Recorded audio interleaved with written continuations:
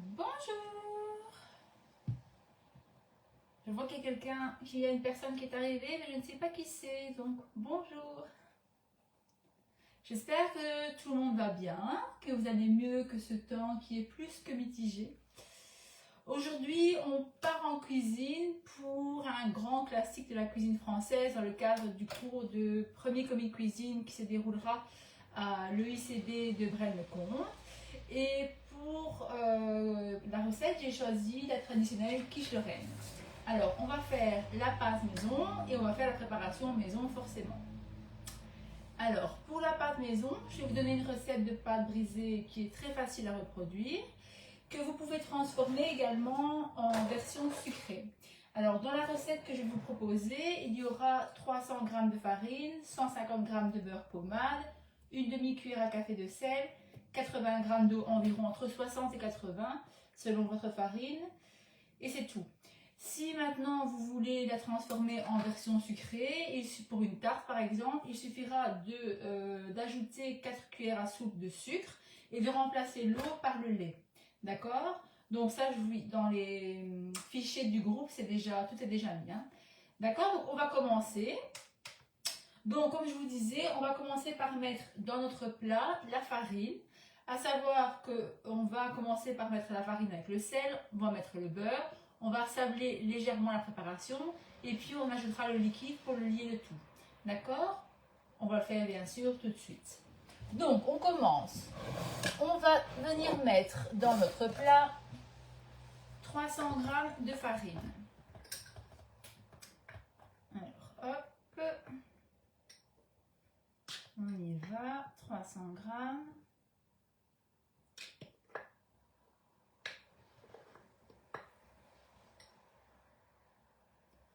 280,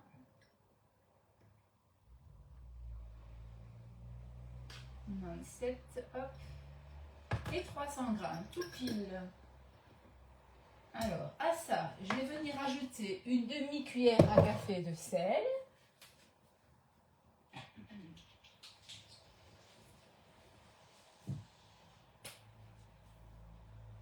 Moi, je ne sais pas si jamais ça vous intéresse.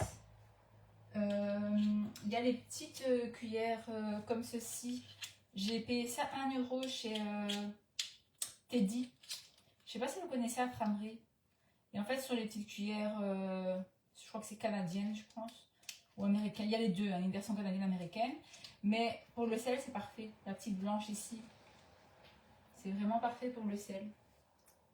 Donc, on vient, hop, ajouter le sel.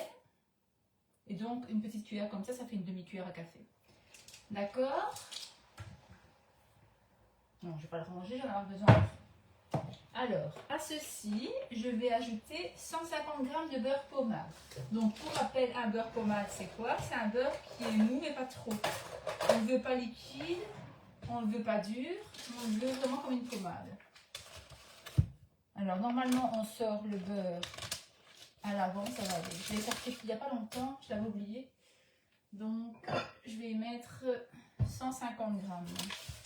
Donc, en fait, c'est la moitié du poids de la farine. Hein. Hop. Ah, oui, bah si je fais sans balance, je n'irai pas loin. Moi.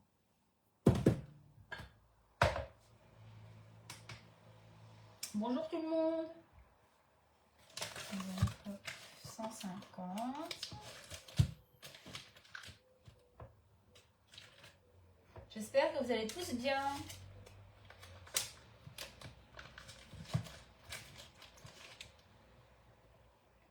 Alors, 125.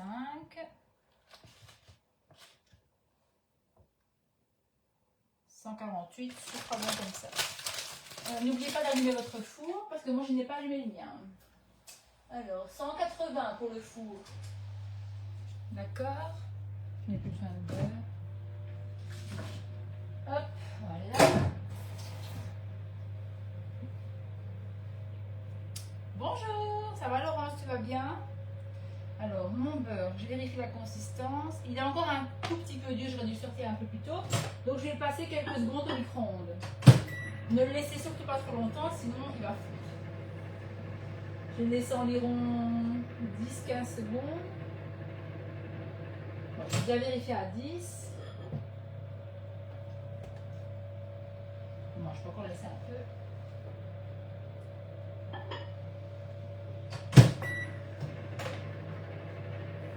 Aujourd'hui, on fait une quiche Lorraine. Voilà, donc je l'aurais laissé 15 secondes. Et toi, ça va, Laurence, tu vas bien?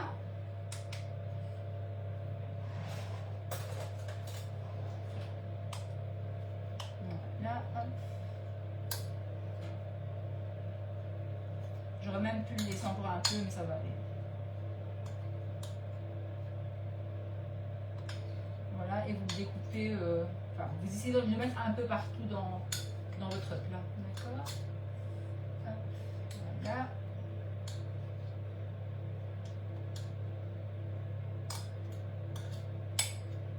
Voilà. Parfait. Voilà, et maintenant, ce qu'on va venir faire, c'est qu'on va sabler la préparation. Donc, pour ceux qui n'étaient pas là la dernière fois, sabler, qu'est-ce que ça veut dire? Bonsoir Evelyne. Ça veut dire qu'on va venir mélanger la préparation plus ou moins du bout des doigts et qu'on va obtenir un espèce de sable. D'accord? Donc, les mains propres, on relève ses manches et on y va. Pas de bijoux, bien sûr. Les ongles courts. Voilà. Et là, je viens, vous voyez, je viens travailler mon beurre avec mes mains en y incorporant la farine. D'accord? Je ne sais pas si vous allez voir. Vous voyez, je viens vraiment faire ce geste de prendre la farine et vraiment venir l'incorporer dans le beurre. Vous voyez?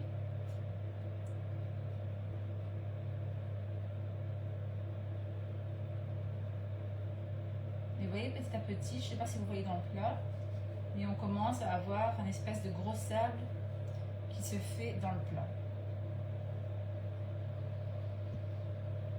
Et ça, c'est ce qu'on appelle sabler une préparation.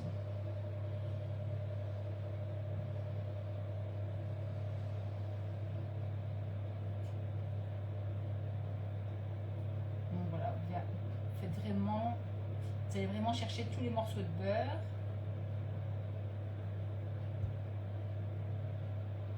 Vous voyez, vous avez des gros morceaux de beurre qui se cachent comme ça. Bonsoir Étienne. Et on vient bien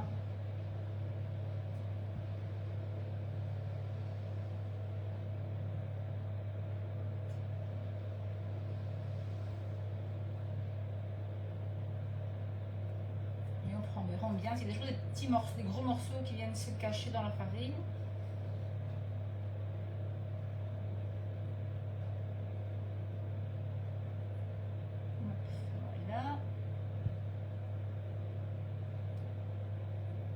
Là, on commence à avoir quelque chose de correct.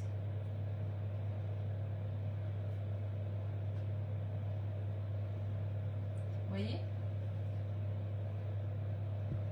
Vous voyez, mon beurre et ma farine se sont bien amalgamés. Enfin, amalgamés non, mais ils sont bien sablés. Et vous voyez, j'ai quelque chose d'assez sec comme ça. Et ça, c'est le succès, c'est la garantie du succès de votre pâte. Parce qu'elle sera un peu comme sablée, comme ça, vous voyez. Voilà, là c'est parfait. C'est vraiment ça qu'on dit. Alors, une fois qu'on a ceci, on vient faire une petite fontaine. Une fontaine, pour rappel, c'est un petit trou au centre, comme ceci. Et là, on va venir ajouter entre 60, bonsoir Christine, ça va? Entre 60 et 80 ml d'eau froide. Idéalement, elle doit être bien froide. Il y en a certaines personnes mettent même l'eau au frigo. Bon, ici, il fait déjà plus frais, donc je viens commencer par mettre la moitié environ. Et là, je vais venir mélanger autour et rassembler en préparation, vous voyez. Ne mettez surtout pas tout d'une fois, parce que selon votre farine, certaines absorbent plus l'eau et certaines moins. Et là, vous voyez, j'essaie de commencer à former une boule. Bon, là, je vois que je dois rajouter de l'eau. Vous voyez, j'ai une boule qui commence à se former là, mais j'ai encore tout le reste ici. Donc, je vais venir, hop, rajouter de l'eau.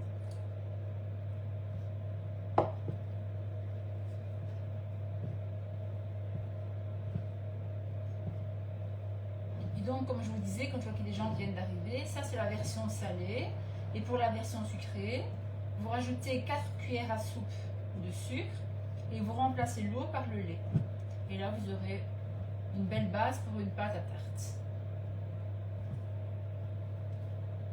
Vous voyez, là, je suis presque au bout.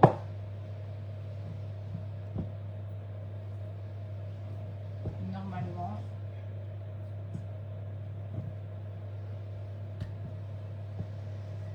Les 80 ml d'eau, c'est parfait. Mais parfois, vous allez voir, selon votre farine, 60 à 70 suffiront. Et parfois, si vous faites une farine plus complète, là, des fois, vous devrez, enfin, des fois, souvent, vous devrez rajouter un peu plus d'eau. D'accord? Alors, une fois que j'ai ceci, là, vous voyez, je n'ai plus rien dans mon plat. J'ai juste ramassé comme ça. J'ai une pâte, mais c'est pas encore tout à fait bien amalgamé. Vous voyez, j'ai encore des motons comme ça qui sont pas bien amalgamés. Alors, pour ça, ce qu'on fait, c'est qu'on va venir faire ce qu'on appelle le phrasage. Donc, j'espère que vous allez bien voir. Si je me mets ici, est-ce que vous voyez bien? Alors, le geste, c'est de prendre le bas de votre paume de main et de venir écraser la préparation. D'accord?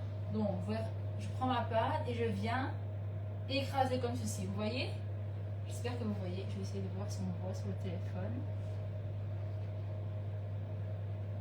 Je vais attendre juste quelques secondes d'avoir le retour caméra pour voir si vous voyez bien le geste. Oui, ça va. Alors, une fois que j'ai ceci, je viens ramasser la pâte. Je la mets donc d'un quart de tour et je refais la même chose. Hop, je ramasse le tour, je la retourne encore. Hop, je reprends ma pâte et encore une fois, je l'écrase, d'accord? Et vous pouvez faire ça quelques fois juste pour dire de bien veiller à ce que tous les ingrédients soient bien amalgamés.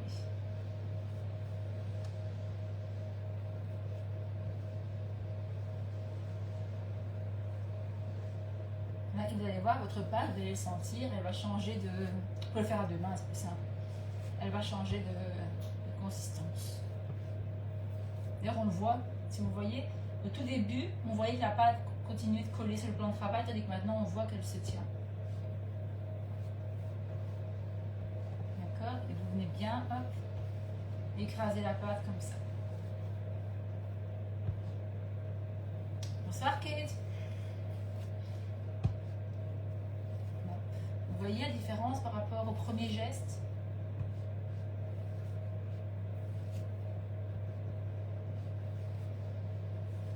Voilà. Et là, vous allez avoir quelque chose qui est déjà, regardez par rapport à tantôt, la différence de consistance.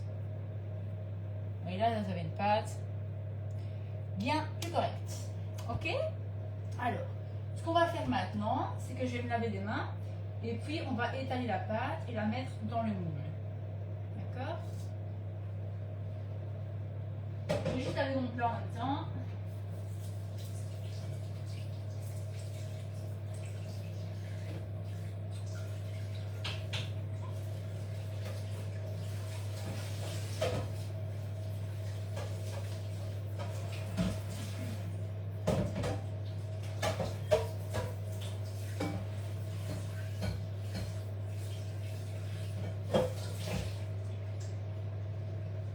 Voilà, je suis là. Je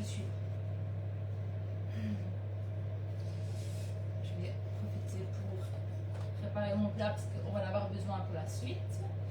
Hop, et m'essuyer là. Alors maintenant, ce qu'on va faire, donc comme je vous disais, on va mettre la pâte dans le moule. Hop. Alors, pour cela, je vais avoir besoin de 2 feuilles de papier cuisson. Hop, et hop. Et d'un rouleau pâtisserie. Voilà, on vient déposer le premier papier sur le plan de travail. On vient chercher le rouleau. Ensuite, on va venir déposer notre pâte sur notre papier. Et on va venir remettre la deuxième feuille au-dessus. Là, on appuie un peu comme un montage cardiaque. Et on va venir abaisser notre pâte. Donc pour commencer, hop, on l'abaisse. Quand vous avez une boule comme ça, qui est assez haute, avant de l'étaler directement, vous venez faire des petits appuis comme ça sur votre pâte. Vous voyez? Le but c'est d'obtenir ceci. Vous voyez, on voit vraiment mes coups de rouleau. Et vous allez voir qu'ensuite vous partez du deuxième coup de rouleau. Et hop, vous abaissez tout le long comme ça. Et puis la même chose de l'autre côté. Je pars du petit bout ici. Puis je pars du second. Et là, vous voyez, vous avez beaucoup moins de difficultés à l'étaler plutôt que d'aller en une fois. Alors ensuite, donc, je viens continuer de l'étaler.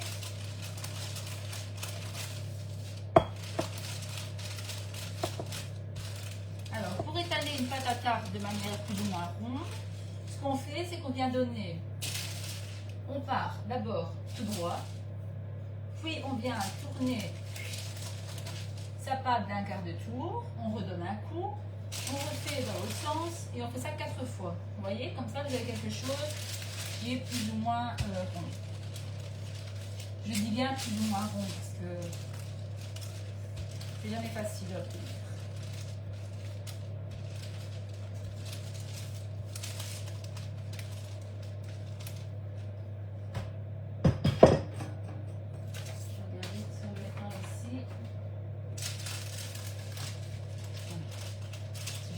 Sur mon plan de travail et du coup ça glisse.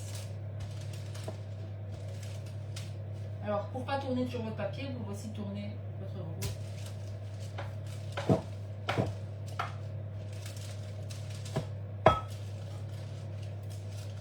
Et vous devez l'étaler comme ça pour arriver à la dimension de votre moule. Alors pour le moule, c'est une vingtaine de centimètres. C'est ceci. Moi, je les prends chez Eureka Pro dans le zoning de Carnion, l'ancien Laurence, et ils vont très très bien. D'accord. Donc on étale. Hop. Là.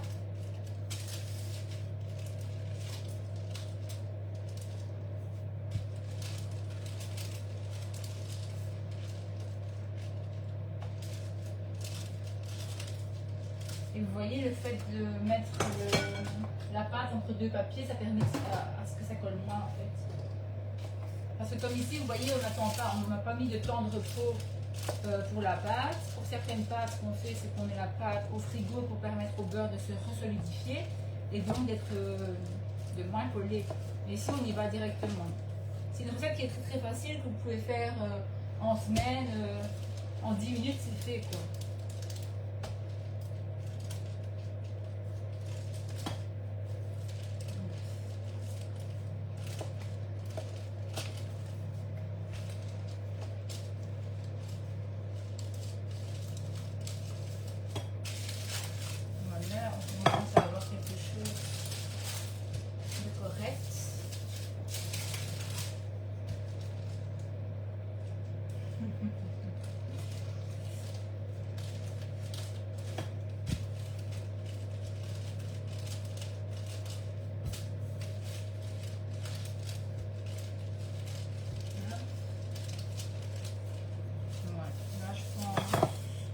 Plus ou moins obtenir ce qu'on veut. Donc pour vérifier, vous prenez votre moule, vous le retournez et vous venez le mettre comme ceci au-dessus. Et là vous voyez que j'ai, j'espère que vous voyez que j'ai un bord. Vous devez arriver à avoir, parce que vous devez calculer bien sûr la circonférence, mais ne pas oublier qu'à votre moule, il y a le bord ici, donc ça vous fait ceci en plus. D'accord? Donc là, moi, je pense que ça va aller. On va beurrer le moule. Je prends du spray.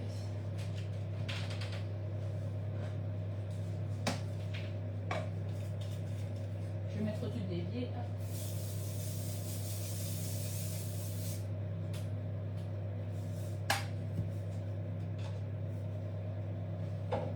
Voilà. Et je vais venir mettre ma pâte dans mon moule.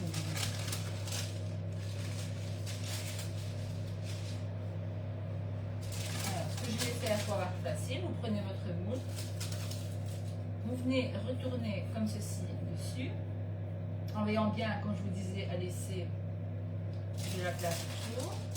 Et là, je vais venir, hop, retourner ma pâte. Et vous voyez, c'est dans le moule. Je vais ensuite venir décoller mon papier. Le papier, il est réutilisable, donc vous pouvez le... Alors, j'ai ceci. Vous imaginez bien que je ne vais pas laisser ma pâte comme ça. Alors, bonsoir Francesca. Ce qu'on va faire, c'est qu'on va venir... alors, je vais vous montrer. En fait, le but, c'est de laisser... Là, vous voyez, on voit que c'est en pente comme ça. Si j'appuie quelque chose dessus, ça va casser, ça va appuyer ici, ça va se briser. Donc, on va venir décoller la pâte et on va venir faire en sorte de bien venir abaisser et de toucher le fond.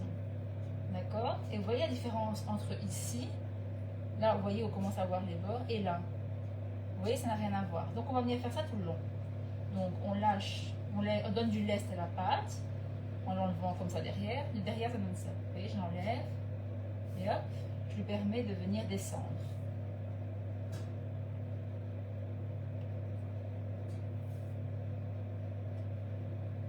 Voilà, je fais ça tout le long.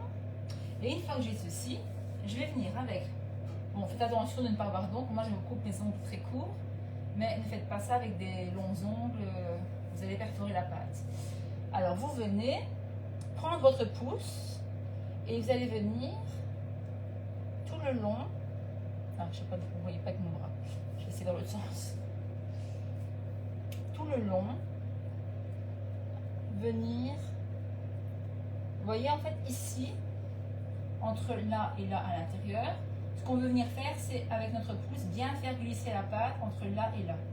On veut vraiment qu'il y ait une belle jonction, d'accord? Donc je viens, hop, tout le long comme ceci.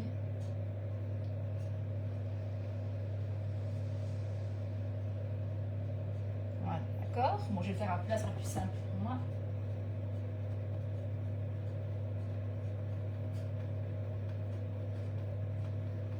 En fait, je ne sais pas si vous voyez, mais en le faisant, parce qu'en montrer au ralenti, c'est pas facile, mais quand on a l'habitude, on va vite, donc, et vous voyez, en faisant ça, je pense que là, vous voyez le geste.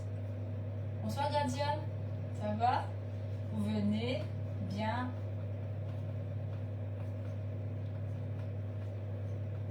abaisser votre pâte. Alors, une fois que vous avez ceci tout le long, on va venir découper la pâte. Alors, pour découper la pâte, vous avez deux solutions.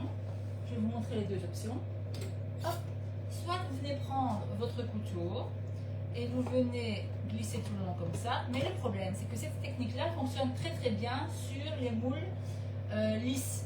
Ici, vous voyez, moi elle est cannelée ma platine. Alors ça fonctionne, vous voyez, ça fonctionne. Mais c'est pas le plus simple. Alors ce qu'on fait, c'est qu'on met bien ça dans les bords dans le sens externe. On va venir prendre notre rouleau et on va venir tout simplement faire comme si on venait abaisser une pâte, comme ceci. Et là, vous allez voir, hop, regardez. En fait, ça a pré-découpé ma pâte tout le long. Et regardez, hop, ça tombe tout seul. J'ai un collier. Vous pouvez l'utiliser pour vos soirées. Non, je rigole. Et ensuite, vous avez votre pâte. Alors, une fois qu'on a ceci, on va juste venir refaire le geste que je vous ai montré pour bien arriver. Parce que là, par exemple, c'est bien en haut, mais ici, en appuyant avec mon rouleau, ben, vous voyez, il y a un petit millimètre. Bon, je chipote, hein, mais vous avez compris. Il y a un petit dixième de millimètre qui n'est pas bien droit. Donc, je viens redonner, et là, je crois que vous verrez peut-être mieux, redonner mon fameux tour de pouce. comme ceci tout le long. Et en fait, comme ça, vous allez voir, vous allez me dire, ah mais là, ça va dépasser de quelques dizaines de millimètres. Mais c'est ce qu'on veut, parce que la pâte, en cuisant, elle va retomber un tout petit peu. C'est normal, il y a de l'humidité dans la pâte. Donc, vous voyez, ça me donne ceci.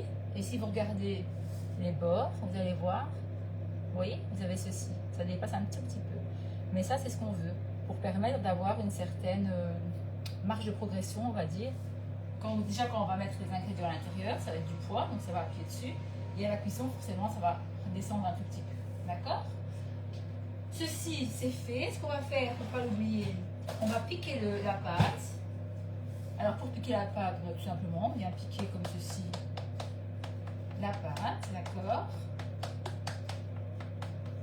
Hop, on pique bien. Pourquoi on pique? C'est pour permettre une meilleure cuisson de la pâte. Et on va la mettre au frigo, juste le temps de préparer notre appareil. D'accord? Hop, hop. Enfin, moi, je vous avoue, je le mets au congélateur. Comme ça prend un petit peu. Alors, le reste de la pâte, vous pouvez l'utiliser en garniture.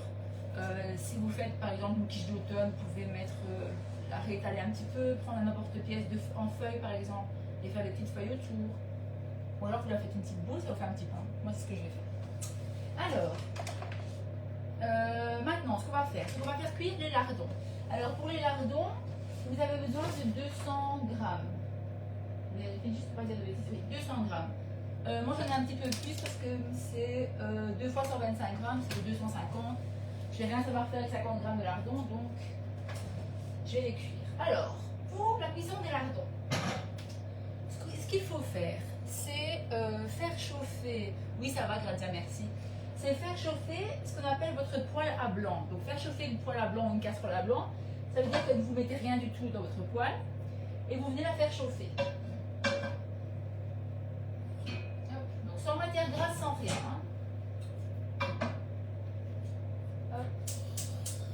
Et on va la faire chauffer quelques minutes. Le but, ça va être de faire chauffer très fort la poêle. Pourquoi?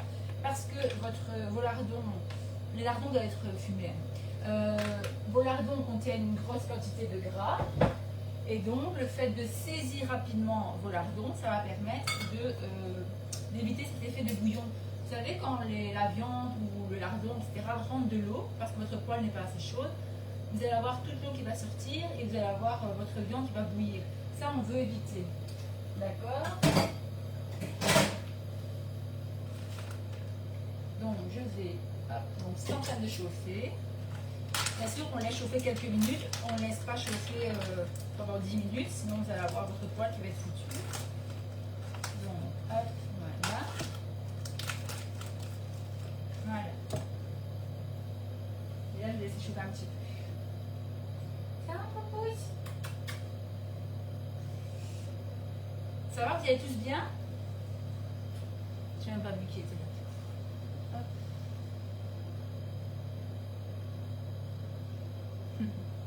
Bonsoir Jean-Michel.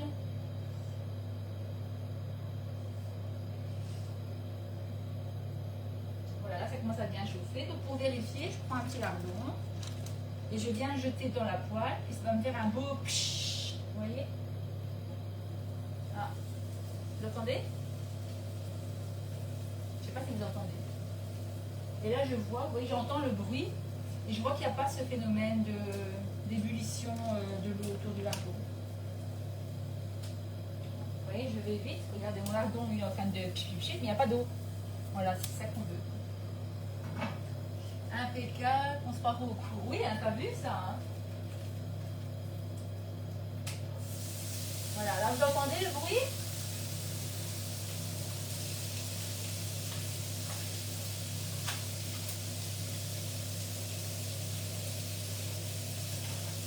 Voilà, et là on vient juste étendre. On va juste étendre les lardons et on va les laisser saisir sans les bouger. Voilà. Il va avoir ces débits comme ça. Voilà, vous voyez? Et hop.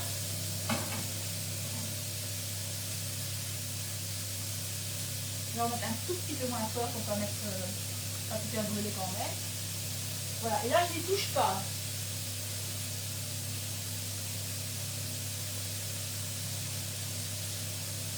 On va laisser une petite minute comme ça et puis on viendra mélanger pour saisir de l'autre côté.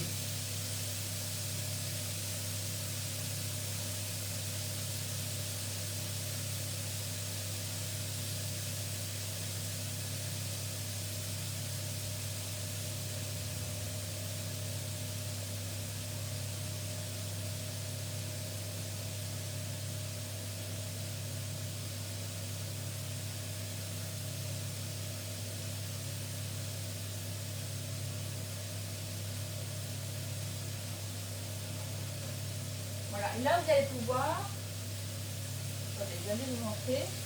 Vous voyez, là on va pouvoir mélanger.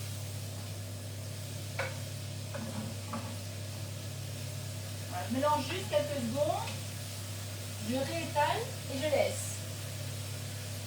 Voilà, là je vais laisser une petite minute. Le but c'est de saisir les lardons, on ne va pas trop les... Enfin, moi personnellement je n'aime pas quand ils sont trop cuits parce qu'ils vont recuire pendant 45 minutes au four. Mais il y a certaines personnes qui les aiment très cuits, donc ils aiment les laisser plus fort, plus longtemps en cuisson pour que ce soit vraiment très crispy. Mais ça c'est votre choix, ça c'est selon vos goûts.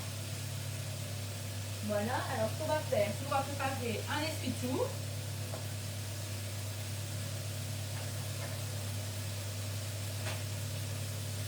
Enfin, quand je dis un essuie-tout, c'est 3 morceaux qu'on va replier. On va reprendre notre plat. Ah mais non, je les ai après.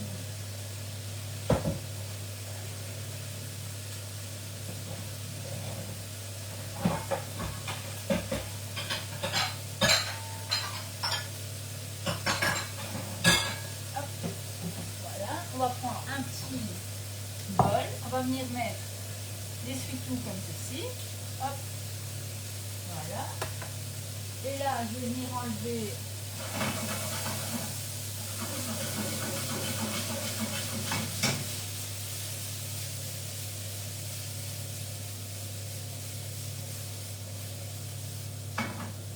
les petits lardons. Et là pour moi c'est bon, donc là j'arrête. Vous voyez? Pour moi c'est une bonne cuisson ça. Alors vous voyez, je n'ai pas une tonne d'eau, j'ai pas mes lardons qui bouent dans le liquide. Alors ce qu'on fait maintenant, c'est qu'on va venir prendre nos lardons et on va venir les déposer dans le petit bol avec les essuie-tout pour absorber le gras qui nous reste. Il n'y a pas grand chose, mais on va l'absorber quand même. Et puis, donc j'ai ceci, hop, vous voyez, et là je viens juste prendre un essuie-tout et je viens le mettre dessus, comme ceci, vous voyez, et je vais laisser juste le temps de faire ma préparation. Et au moins, je suis sûre que bonsoir Anne, que l'excédent de gras est absorbé. D'accord? Alors, ici, on va reprendre notre plat, notre balance, et on va venir y mettre des œufs, donc 3 œufs. On n'oublie pas de casser ses œufs en dehors de son plat.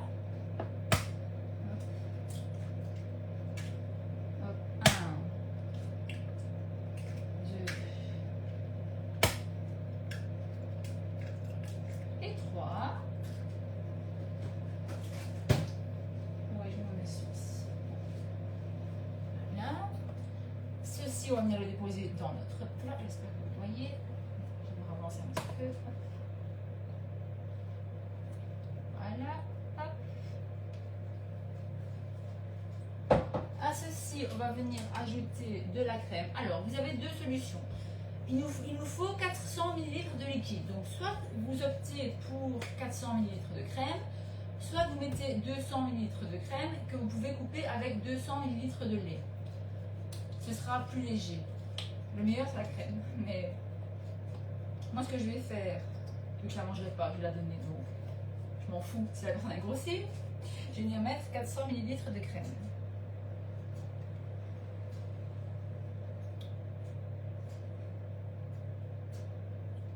Voilà, hop.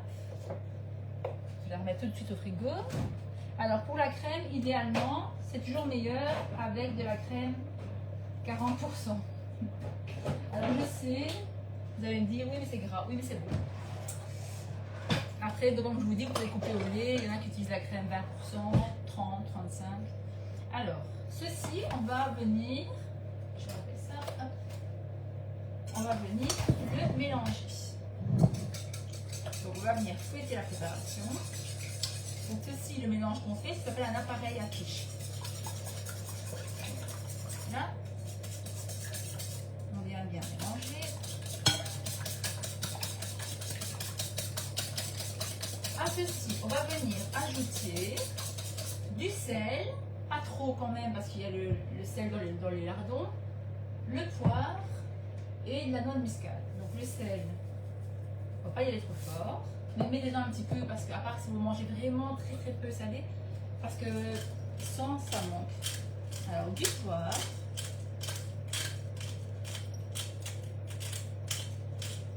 faut la faire, on va en chercher. Voilà, et de la muscade. Alors la muscade,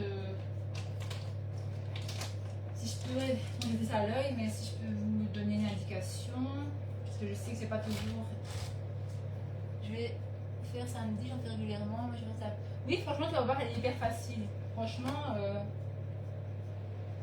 elle est vraiment simple et franchement, tout le monde aime. J'ai déjà fait plein de fois au cours de découverte de la cuisine et franchement, c'est impossible de la rater quoi. En grammes, ça fait 2 grammes. Mais j'en mets ça plus. Bon, on va mettre 4 grammes, d'accord?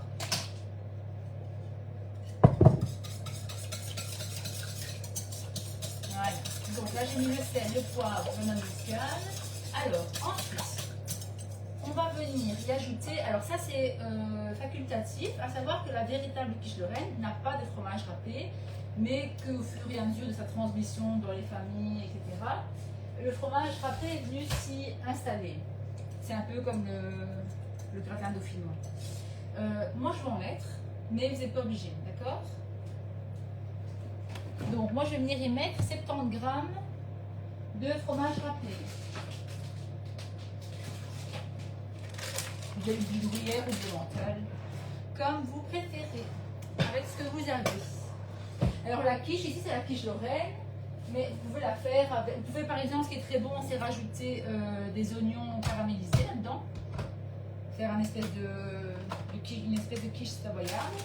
Vous pouvez faire aussi, en fait la quiche c'est vraiment un plat vide frigo, faites vraiment tout ce que vous avez, vous pouvez faire avec des épinards, avec du fromage de chèvre, une quiche raclette, donc vous mettez des lardons, des oignons, et à la place du fromage râpé vous venez mettre du fromage à raclette. Il y en a qui le font avec des légumes de Provence, franchement c'est vraiment...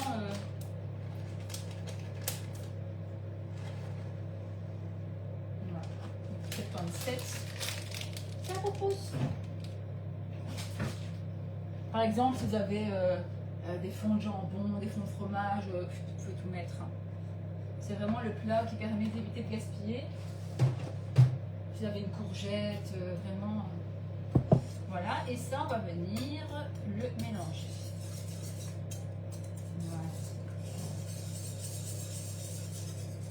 Voilà. J'ai mes 2 chats qui attendent là, parce que c'est l'heure de leur donner leur bouffe. Voilà, donc j'ai ceci. Et maintenant, on arrive à la dernière étape.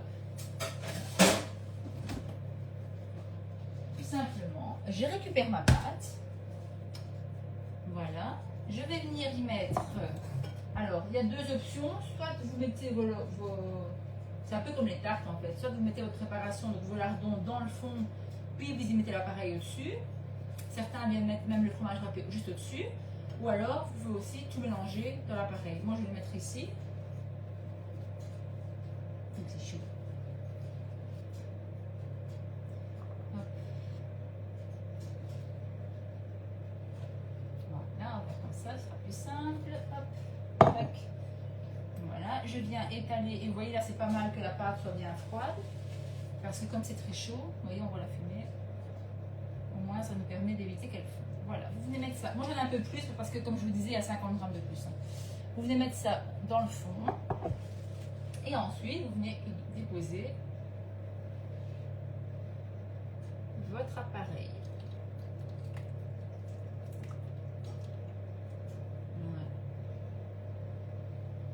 Et là, vous voyez, ça doit arriver jusqu'en haut. On va venir. Hop. Bonsoir Anne-Marie. Vous allez venir, hop, bien ramasser ce qu'il y a dans votre plat. Hop.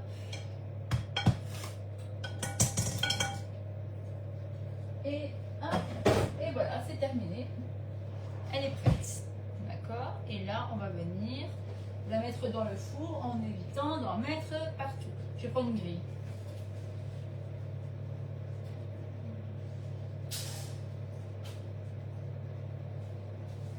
Donc, je vais prendre ma petite plaque comme ceci et je vais bien la mettre dessus. Ce sera plus stable. Là, vous venez ouvrir votre four. Hop, et on va venir. Vous voyez, elle doit vraiment comme ça jusqu'en haut. Hein. Il doit vraiment rester un demi-centimètre à peine. Si elle va gonfler un tout petit peu, vraiment un tout petit peu. Hop. Et bien. Et là, on va la mettre à 180 degrés pendant 45 à 50 minutes. Donc moi, je vais commencer par 45 et ensuite on verra.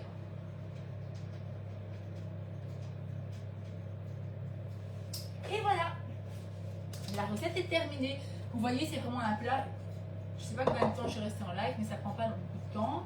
Et encore parce que je vous explique, etc. Mais sinon, franchement, c'est une recette qui est faite en 10 minutes. Vous pouvez la faire et avoir votre souper rapidement, sans devoir acheter un produit ni une quiche du commerce, ni une pâte de commerce.